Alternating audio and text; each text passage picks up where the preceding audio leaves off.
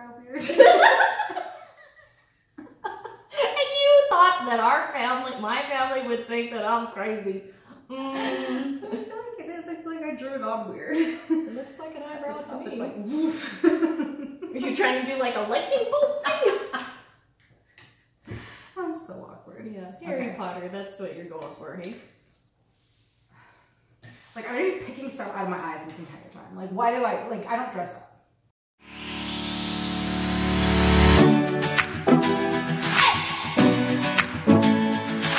Welcome back to my channel. My name is Holly. This is my friend Georgia. This is She Reads, and today we're going to be doing another Bestie Book Talks. Is kind of what I've decided to call the series.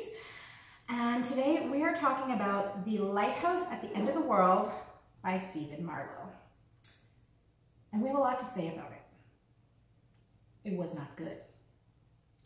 So we're going to say, first of all, if you have not read the book and you for some reason want to read the book, which we don't recommend, I would probably click out of this video because we're going to be doing a huge spoilery discussion on it. We're going to go through everything, our thoughts on everything, and we're not going to be mincing words at all. Swear words will be chucked out. Yeah. So if you do want to read this book, maybe click out and come back to the review after you've read it. And if you have already read it, then you'll probably be really excited to hear this review because you probably will feel the same that we do. And if not, we definitely want to hear it in the comments down below. Let us know what you thought of the book. If you think we're crazy for not liking it, let us know. But we're not keeping it a secret that we did not like this book. Like, what would you give it out of? Is there a negative stars? I suggested when we were scheduling this that instead of doing the video where we talk, that we just burn it and show that the fire and us being like, yeah, it'll just be us like around a barrel burning. I mean, I'm such a lover of books. I don't want to burn any book. But that's how like, I felt. Yeah. Yeah. This was not good. Like, I would give it maybe a 1 or a 2. That would be being kind.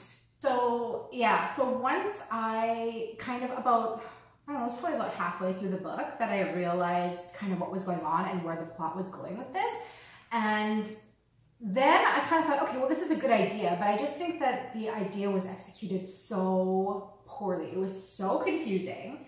He had absolutely no ways of separating to know when because this character flashes forward and backward through time and through different timelines, basically in our dimensions or whatever. Yeah. So it was so difficult to know like what situation he was in and what was going on. Yeah, because you start reading it and you're like, oh yeah, cool. You're in Boston? Right on. Yep. Yeah. Wait, now you're in Paris? How did we get there? The fuck? Yeah, and like even different, like in like the main timeline, he had married his child cousin basically, which I mean, I guess in those days she was 13. Somewhat common, but that was accurate. I read an autobiography. That was accurate. Yeah. Okay, so Georgia actually did some actual research because she's amazing and I'm lazy, so she actually read something important pertaining to this. So you read a biography? I did. I read Poe, A Life Cut Short by Peter Ackroyd. So yeah, he married his cousin. She was where's my note? His first cousin? That's what it was in this book. It was his first cousin. Yeah. He marries her secretly. She was 13. And her mom lied during the ceremony to say she was 21. Oh my god. He secretly married her. Yeah, that was interesting. All I know is Mr. Poe was a fucked up man, and I don't know why anyone would want to spend any time with him. He seems like a crazy ass. Really? Yeah, well, he changed his name and age to join the army. Interesting. I don't, why?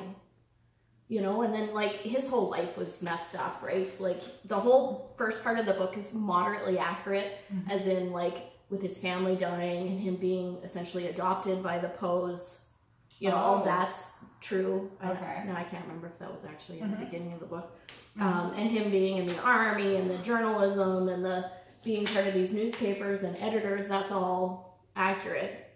And him marrying his 13-year-old cousin. But like that used to happen a lot. Like that wasn't uncommon. No, oh no, and to marry a cousin and or a 13-year-old. That's so weird. I know, I was like, gross. Okay, so one of the major questions that I had was, is this based on a true story? Did he actually go missing in real life for a week? Yes, so he died October 7th, 1849, and he had been missing for 6 days prior to that. And so when they found him, he was dead? No. Or he was still alive when they found him? Yeah. And he was just like crazy? In the hospital for a short time. And yeah, he died in the hospital. Like he was found in some alley or something. Yeah. And in 1849, and in the book that I read, it didn't give a month, but he did think that 2 men were trying to assassinate him, just like in the book. So, like, he was rambling all crazy, like, but yeah. But they never found out what actually happened to him during that week? No. So this book is basically a fictional piece then based on what happened in his real life of that week that he goes missing. And basically it ends up being that he's in like different timelines. And this is something that I'm very interested in. I don't know if you've ever like heard about these theories or done any research on this, but like it's kind of a hole that I've fallen down recently because I'm a huge like YouTube watcher, and I like there's so many channels on YouTube that discuss like kind of like weird things like this, and this is an actual theory in real life that people believe that we live on different timelines. A curtain in between. Yeah, these and two so it's timelines. like, and they think that basically there's different timelines, and like we go, so like one little thing can kind of glitch it and we end up in a different timeline. It's like the Matrix when the cat goes by. Yeah. I've had that before where you're like, didn't I just see that person walk by? Uh-oh. Yeah. What got reset in the Matrix? Mm-hmm. Am I gonna die? Yes. Yes. So, and like even another thing, like a lot of people think, because leading into the last United States election, everybody was like so sure that Hillary was going to win, right? Mm-hmm. And like all these psychics and everything was predicting that Hillary was going to win. And a lot of people think that like on our current timeline, like she was supposed to win, but then somehow we've like switched into a different timeline and like it's not, and Donald won, but it wasn't supposed to happen that way. Like it's just like, It seems like a convenient way of saying, I mean, yeah. we can't control that it got fucked up. We're in this horrible alternate universe. And I mean, yeah, it could just be, I mean, it's like a conspiracy theory, right? Like, but it's like something that I'm like super kind of interested in, especially like once I heard about the Mandela effect, because like there's so many examples of it that I'm like, holy shit, like I believe the thing, like so many examples. And so it kind of like really is interesting to me. And so that's kind of how I figured out early on in the book kind of what was going on with this. I was like, is this like going to be some sort of like different dimension kind of like plot to this story? Mm-hmm. So I thought that it was really interesting and it was a really good idea for a book, but it was just executed so poorly. I don't even know what else to say. Like, that's it. Let's wrap it up. Like, I don't even know what else to say. All I know is I'm sure that Mr. Marlow is a lovely person and that, you know, he's very nice, but I'd like my time back. And you know what, and fans of this guy are just gonna like come for us, but I'm sure he's a lovely person. Oh, but when I ordered this book, I accidentally ordered a different book. So this is The Lighthouse at the End of the World by Jules Verne. Now, I started reading it before I got this book, and I am on I'm on page 19. Because I got this one and had to push through. Page 19 of this book is already way better than this one. So if you're looking for a Lighthouse at the End of the World, that's a wonderful read based on page 19. This is the one. Don't read this piece of shit. I mean, it's not good, you guys. Oh, I didn't even like. She had started reading it before me because once again, it's kind of same thing as last time. Like I read a lot more than she does, so I'm like, okay, you get through it and then I'll read it. And she had been texting me. She's like, this book sucks. Like, and I didn't really. I was just kind of like, yeah, whatever, you know, like okay, maybe it's not the best. But like then once I started it, I was like, okay.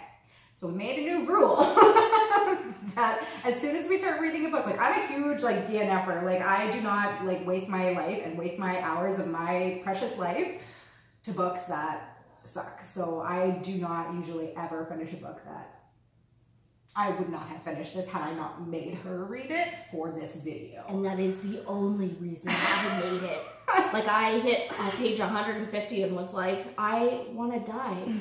Can I read the other Lighthouse book? She can talk about this one, and I'll talk about Jules Verne, because it's way better. Oh, it was awful. Just, like...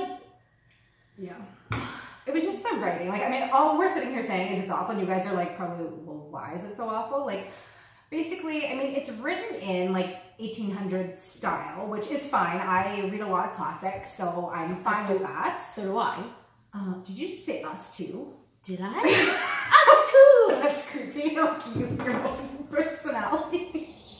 She can hear you. Us too. But don't tell the other one. She'll get mad. That was so creepy. That's what this book is all about too, is like the messed up psychosis of a crazy man. Yeah. It was written in Old English style because he is... I mean, it takes place in the 1800s, so obviously it's going to be written in that style, which I'm fine with. But it was just like, even, it would just be the next paragraph.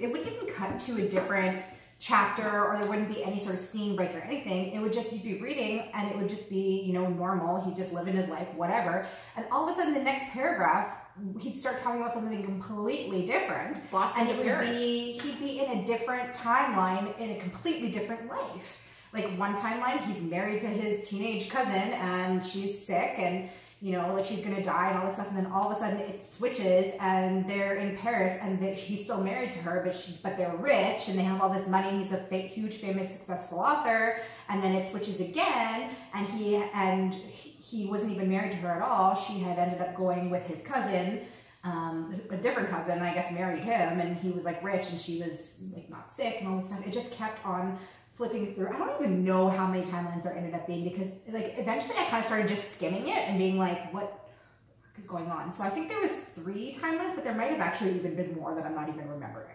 Like, I didn't even bother taking notes for this because I was just so annoyed, and I just like... Well, and like you said, you go through a paragraph. Well, like, at one point, near halfway through, you turn the page and all of a sudden you're introduced to a character, quite literally. Hello, my name is this other guy's name. And you go, whoa, who's this? And you get like a whole 2 chapters about him trying to murder somebody, because you find out that his family was murdered. He runs into his former slave and they have a chit chat. He buys a gun and then he doesn't kill anybody. All I was like, yeah, murder, something, please. Something's going to happen. Please just shoot somebody. And then, no, and then this guy goes away and you don't hear about it. Yeah. Again, until the end. And then, just like the Paris thing, where he goes to Paris to meet his brother, and then he goes to the apartment, and the apartment's been ransacked. Yeah. And then so he meets this other guy that's helping him investigate. You don't ever know what's going on in this book. Like, this review is going to be jumping like so like back and forth, because that's how this book was. Like, there's no continual timeline whatsoever. We can't even like discuss it from beginning to end because none of it made sense. And it just, and I think he intended to do that to cause some confusion, because I don't know if what he was ending up trying to do is just like say that maybe this entire time Poe was like knocked out in real life and this is all just like in his mind, he's going through all this stuff, or if this was supposed to be literally happening in the real world and he's like going from timeline to timeline. I know he wanted to cause some sort of confusion, but I think he caused a lot more than he even intended to, because you don't know what the fuck's going on in this book at all. Basically, that's exactly how I feel. Like, it was so skitter-scattered. Like, so many authors. Dan Brown's a good example of having multiple timelines that intersect within each other, yet you change chapters, and then all of a sudden you're dealing with character A, and then the next chapter you're back to character B, but their storylines are continuous. You just get like a little break, and then of course they all tie in together, which is nice. This one did not do that. There was no cohesion, and then sort of at the end they kind of tie in together, but then like the fucking shard. What is that? Why? The little piece of metal or whatever. Oh, yeah. Like, that's what helps them to travel from timeline to timeline. But it didn't. Right. But it didn't. See? Fucked up. And then like his brother, okay, that's another thing I didn't understand. At the very end, like you assume, like once he goes, because on yet another timeline, he goes to this lighthouse to write his next book. No, to finish his novel. Right, to finish his novel. Yeah. And once he gets there, he realizes that his brother had planned that whole ransacking in Paris and had actually run off to this lighthouse. Conveniently, they went to the same place. Yeah, imagine that. Yeah. The most obscure place, yeah. And yeah, like you figure, okay, he's gonna meet up with his brother, but he still doesn't. His brother is like he's missing yet again, and you never did find out what happened to his brother. Did he have a brother in real life? Do you remember? Yes, he did, and he died just like in the beginning of the book. He dies of the original real timeline, or whatever you want to call it. He dies of what they call consumption. Right. So it's was it tuberculosis? Yeah. So and alcohol. I'm sure that didn't help the situation. But the lighthouse. Okay, so I knew it was crazy, and they were jumping all over the place, and I'm like, okay, well, a number of things could happen here, right? I know we're dealing with he's mentally unstable as it is. He writes all this gothic stuff, which in his time, in the 18 whatevers, that was very new. Yeah, and it's kind of, oh my, you know? Yeah. Although marrying your cousin is acceptable, so I mean, whatever. I don't know what's scarier. Just yeah. But, so when I read that he was going to the lighthouse, and I was trying to make sense of all these timelines, and he was describing the lighthouse, and then when he's there and he sees that rowboat that's half in the water and half not, and he tried to fix it. He was like, and he's scooping water out, but nothing changes. And then there's a big storm, huge hurricane, and ships going down, and the next day, the boat is exactly where it was, half underwater, half floating, not broken, not anything, and it's in between rocks and stuff. And then he uses the same boat to travel 200 miles to the coast. Right. As soon as I read that, I was like, we're in his head. This is all this is all in his head. Yeah. He's in 1840 whatever, they didn't have meds for psychosis. Right. They had alcohol. Yeah. He had something wrong with him. And I mean, that was a great example of showing that maybe he did have something wrong with him, and it was all in his head. Yeah. That's interesting, because now that we're talking about this, I think that might be what he was trying to convey. Whereas when I read it, I took it that this was the plot, was that there is multiple timelines, and that's what he did on his week being absent. He skipped into different timelines, or kept jumping from timeline to timeline, because that's kind of the theory, is that there's so many. When was this book written, actually? 1998. Oh. What a fucker. I mean, I don't like the book. Okay. So, yeah, so that's not even... Oh, so... It must have been, that it was all in his head then, because this is kind of a new theory in real life that's kind of like, exploded, that there's all these timelines and stuff. Well, I'm sure, like, people from back then thought that too, but, like, here from the Los Angeles Times Book Review, spellbinding and skillfully crafted and highly original novel that crosses the real Edgar Allan Poe with the bolder and less haunted one. Like, This person didn't read the book. No, that's right. I don't understand. I want to be a published author so bad, and it is so hard. Like, that's the only thing that keeps me back from, continuing my novels. And I'm like, it's so hard. Like, you kind of, get down on yourself, and you're like, it's never going to get published anyways. But shit like this gets published. I don't understand. And gets a review like that from the Los Angeles Times. And Are you joking me? On the back, it's the Philadelphia Inquirer or something. Come on. Those liars didn't read the book. I hate it. They got paid by the publisher to write stuff. Yeah. No, I think, like I said at the beginning, I think that it would have been a really good idea. That's why we were so excited about it. Yeah, well, yeah. Like, it sounded so good, but... Jeez, I half expected him to be abducted by aliens. Yeah. I mean, that would have... Anything. Something. Right? I don't know. Maybe if he had gone to a separate timeline, like, let's say not in his own lifetime, what if he went to, like, King Arthur or in the future, and that you're like, no wonder he's messed up, because he's so confused. Yeah. But I mean, that would have been interesting. Yeah, see, we have better ideas, Stephen Marlow. You know what? Even if, as I'm thinking about it, like even if he kind of wrote it the same way that he did, but just made more distinction in between, so you could decipher more easily what was going on and where and what when you were on. Even that would have been better. It's just like you're halfway through a chapter and you're still not sure what the hell is happening. Like it shouldn't take your reader that long to like catch on to, oh, this is a different timeline, and they're so confused, and then they have to like go back and reread the rest of the chapter because they don't understand what is going on. I totally did that. Yeah. I had to go back and like, did I drop my book and put my bookmark in the wrong spot? What the hell? What's happening? And like, because I read that autobiography, I knew that his wife was going to die. Yeah. So I was like, okay, wait, you're reading it and you're like, he's talking about that his wife had died. And I was like, but she's still only 13. Yeah. Where's the peacock? Yeah. Because they go for a walk and she thinks she sees a peacock, but there really wasn't one. Yeah. The blind bleeding the blind. I don't fucking know. Well, and I had texted Georgia, like at first, like within the first like quarter of this book, and I'm like, what the fuck? She's with this book. And she's like, oh wait, it gets worse. And I'm like, great. And then I texted her again a couple days later, it was the next day or something, and I'm like, so all of a sudden, because all of a sudden it switches to a different timeline where he never married basically what happens in the original timeline is that he decides that he wants to marry his cousin. And once he goes there to go and, like talk to her mother, I guess, about marrying her, her mother says, well, she's going to be going to live with this other cousin who is rich and can provide for her and all this stuff. And he doesn't like this idea. So he marries her and takes her back to wherever he was living at the time. I can't remember. And so that's kind of the original timeline. Then all of a sudden it switches.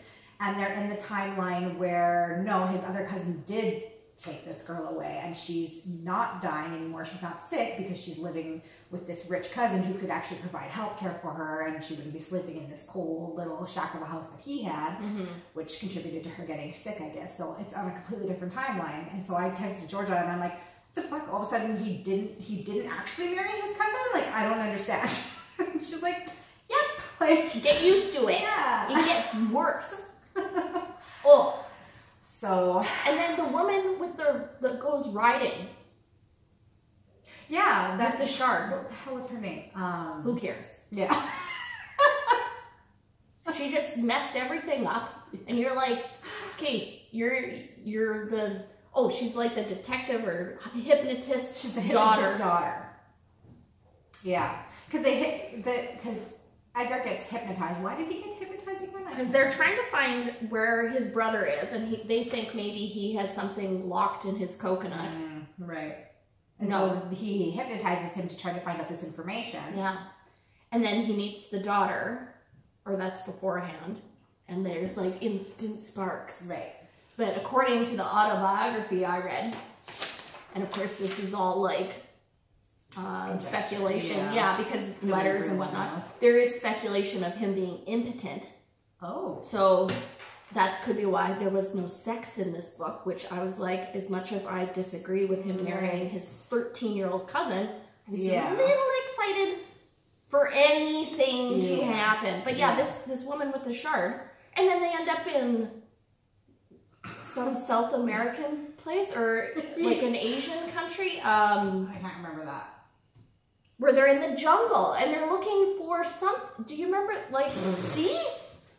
No, we're not making this shit Don't remember it because I must have skimmed that part. I must have just been like, this, like. She steals the shard from him and they're in the jungle and it's all misty, and then she gets bitten by a snake. Oh yeah. And then they're back in Boston, and she and he were in some sort of accident and they're in the hospital, and then you start reading about how the doctor is listening to him talk to himself, but you can hear different voices, and the doctor says he could hear someone walking away. So maybe it wasn't all in his mind, because how could the doctor hear different voices talking and he could hear footsteps of the other person supposedly in this room visiting? See, you're expecting that the doctor and his wife are real. I expect that those people are also in his head. Okay. Yeah. They's fucked up too. So maybe because in the kind of somewhat in the beginning, it's like he starts to get consumption as well. So maybe he's like passed out, like in bed sick somewhere, and all this stuff is just going on in his mind. And the week he actually was lost, he's just like in a coma or whatever. Well, yeah, and I mean, he could be, they say that when you're in a coma or something like that, that you can hear the people around you. So it is possible that he was hearing doctors and family and staff speaking around him, and that was affecting where and when in his mind he was going. Yeah. You know? Yeah, that's... I don't know. It was awful. I mean, with a book like this, you can probably come to a million conclusions about what was really going on because, like, none of it made sense. So you're kind of forced to come to your own conclusions because nothing made sense. And even in the end, like, he tried to wrap up as many loose ends as he could, but it didn't. It did not all tie together. Like, that is like the mark of a really great author, especially when you're writing like a mystery or something like this. You know, that they can somehow make all these different storylines come together, and he did with a few of them, but not everything fit together. Unless maybe if I read it again, which I would never do. Don't waste your time. Maybe if I did, I would like see it more. But well, that's my example with Dan Brown. He usually has 3 main plot lines that all at the end they all connect. You see how they all connect, and whether or not one gets double crossed and who's the bad guy and who's really not the bad guy, it doesn't matter. But there's that cohesion, they stick together. At the end, you get a little bit of closure and you understand how they all tie together. Whereas this one, this is just a garbly goop of shit. Yeah. That's what it is. You know what this reminds me of? So, I'm not a strong student. I graduated high school. But I'm not a literary person, to say the least, but my very best book report mark was on a book that I hated and I never finished. And I wrote that in my report. I was like, this was the worst book ever. I put it down. I didn't finish it. I won't ever read it. This is baloney. And the only reason I finished it was because Holly asked me to. And it was awful. And I feel bad now. And then, because I finished it first, and I texted, I was like, okay, I'm finally done. Oh. And then when you were like, this is awful, I'm like, if you say you're not finishing it. You're not going to finish this book. I was like, if she does this, I'm going to, no. We're done. No.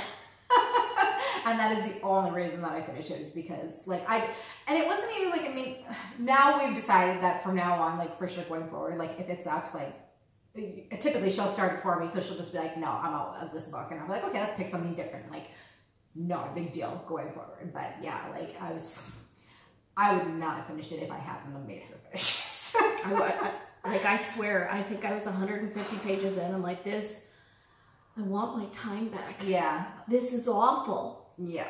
And I do enjoy an old English written story. I'm currently reading a Charles Dickens book. I like it. This is not enjoyable at all. No. Not even remotely. And a couple times, like, he kind of hints at, like, excitement, like, again, sex, that you're like, oh, okay. And then, you know, maybe he's gonna, Edgar Allan Poe is supposed to, he makes friends with this woman, and they start writing letters, and they're supposed to have this secret rendezvous, and so you're like, this is exciting. I forgot all about her. What was that point, even, of having her in there at all? Because she didn't factor into the rest of the story, did she? No. But in real life, she did exist in real life, and there was a whole thing about letters and confusion. And the funny part is that his cousin wife was like, oh yeah, you can't have sex with me, so go figure it out yourself. And at one point he goes to like a brothel, and then you're pretty sure he doesn't do anything. Right, yeah. And then when he meets this woman and they have all these letters and he's supposed to rendezvous with her, and then it gets all mixed up and she gets confused, it's because the cousin wife rewrote all the letters and put the wrong date in. I was like, yes, drama, something exciting. Yeah. And then nothing. and then it made no sense either because she kind of made it seem like she was turned on by that. Like she was like, oh, like I want you to meet this woman. Like, and you're thinking like, what is going on with these people? Like they're not having sex with each other because but at that time she was like 17. Like they've been married for 2 years. Yeah. I mean, I was happy in the beginning when like it was their wedding night and like nothing happened. I was like, oh, thank God he's not gonna like force do her something to this poor girl that's like just 13. A kid and scared. Yeah.